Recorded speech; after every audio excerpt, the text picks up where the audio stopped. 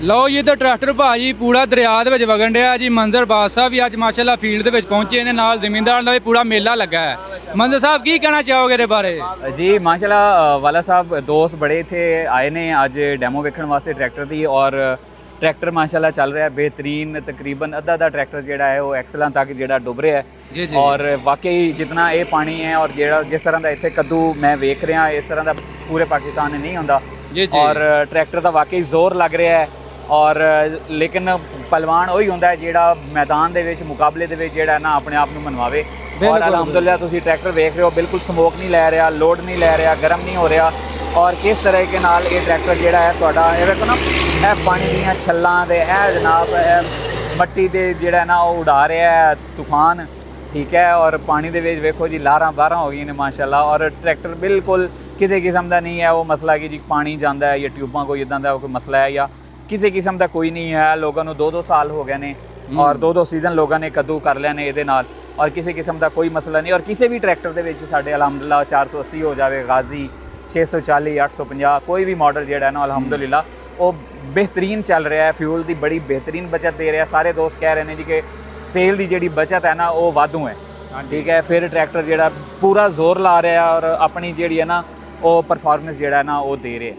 बाकी मंजर साहब इहदे विच की पा दित्ता अल्लाह खैर करे, इहनूं परवाह ही कोई नहीं, जिथे मर्जी गाड़ी जा सब तो वड्डी जिहड़ी चीज़ है वो तो इहदा इंजन आ जी जी, ठीक है। पावरफुल इंजन होवे, फिर पीटीओ ते स्पीड जिहड़ी है इहदी पावर है ठीक है वो इहदी बेहतरीन है। हाईएस्ट अपना ये जिहड़ा है ना परफॉर्मेंस दिंदा है ट्रैक्टर भी अपनी पीटीओ की वजह तो और अपने इंजन की वजह तो, ठीक है। और दूसरा इहदा हाइड्रोलिक की जिहड़ी लिफ्टिंग कैपेसिटी वो माशाल्लाह काफ़ी बेहतर है। तो कोई भी औजार है हैवी ड्यूटी ने या लाइट ड्यूटी ने किसी किस्म का भी है वो पाकिस्तान की कंडीशनस वास्ते इस टाइम ये 85 ਨੂੰ ਬਿਲਕੁਲ ਮੀਟ ਕਰ ਰਹੇ 85 ਹਾਰਸ ਪਾਵਰ ਕੈਟਾਗਰੀ ਨੂੰ।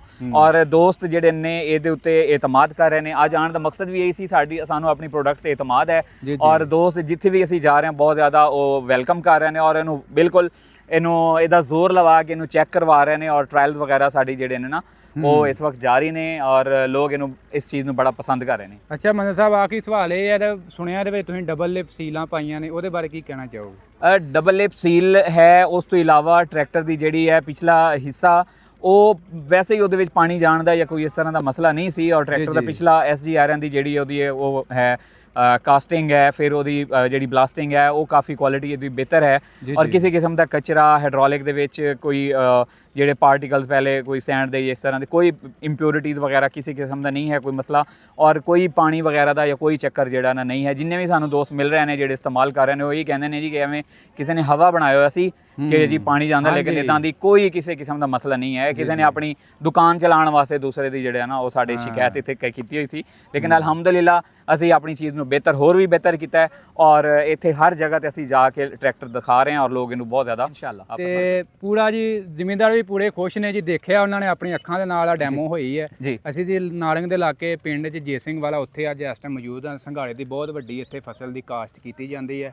ਆ ਸਪੈਸ਼ਲੀ ਇਹ ਦਰਿਆ ਦਾ ਪਾਣੀ ਹੈ, ਸਾਰਾ ਦਰਿਆ ਦਾ ਇਲਾਕਾ ਹੈ ਤੇ ਇੱਥੇ ਟਰੈਕਟਰ ਛੇਤੀ ਕਿਤੇ ਦੂਜਾ ਕੋਈ ਬੰਦਾ ਵਾੜਦਾ ਨਹੀਂ, ਡਰਦਾ ਨਹੀਂ ਵਾੜਦਾ, ਪਤਾ ਨਹੀਂ ਕੀ ਬਣੇਗਾ। ਤੇ ਅੱਲਾ ਖੈਰ ਕਰੇ ਜੀ, ਕੰਪਨੀ ਨੇ ਕਿਹਾ ਬੇਫਿਕਰ ਹੋ ਕੇ ਇੱਥੇ ਵਾੜੋ, ਟਰੈਕਟਰ ਲਿਆ ਕੇ ਉਹਨਾਂ ਵਾੜ ਦਿੱਤਾ ਜੀ। ਔਰ ਇੱਥੇ ਵੇਖੋ ਅਸੀਂ ਨਾਰੋਵਾਲ ਇੱਥੇ ਸ਼ਕਰਗੜ੍ਹ ਹਰ ਨਾਰੰਗ ਮੰਡੀ ਹਰ ਜਗ੍ਹਾ ਤੇ ਸਾਡੇ ਆਫਟਰ ਸੇਲ ਸਰਵਿਸਿਜ਼ ਸਾਡੇ ਸਪੇਅਰ ਪਾਰਟਸ ਸਾਡੇ dealers booking delivery claim every facility is available hair.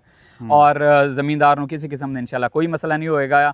ਇਹ ਲਾਹੌਰ ਸ਼ੇਖੂਪੁਰਾ ਗੁਜਰਾਂਵਾਲਾ ਹਾਫਜ਼ਾਬਾਦ ਇਹ ਜਿਹੜੇ ਨਾਰੋਵਾਲ ਸਿਆਲਕੋਟ ਇਹ ਜਿਹੜੇ ਦੋਸਤ ਇੱਥੇ ਇੱਕ ਇਹਨਾਂ ਨੂੰ ਮਸਲਾ ਹੁੰਦਾ ਸੀ ਉਹ ਕੰਪਨੀ ਨੇ ਅਲਹਮਦੁਲਿਲਾ ਉਹ ਆਪਣੀ ਚੀਜ਼ਾਂ ਨੂੰ ਇੰਪਰੂਵ ਕੀਤਾ ਹੈ। ਔਰ ਇੱਥੇ ਟਰੈਕਟਰ ਜਿਹੜੇ ਨੇ ਨਾ ਐਵੇਂ ਹੀ ਚੱਲਣਗੇ ਸਾਡੇ ਜਿਵੇਂ ਉਹ ਜਨੂਬੀ ਪੰਜਾਬ ਵਿੱਚ ਚੱਲਦੇ ਨੇ। ਹਾਂ ਠੀਕ ਹੋ ਗਿਆ ਮੰਦਰ ਸਾਹਿਬ, ਬਹੁਤ ਮਿਹਰਬਾਨੀ ਜੀ, ਬਹੁਤ ਥੈਂਕ ਯੂ। ਸ਼ੁਕਰੀਆ।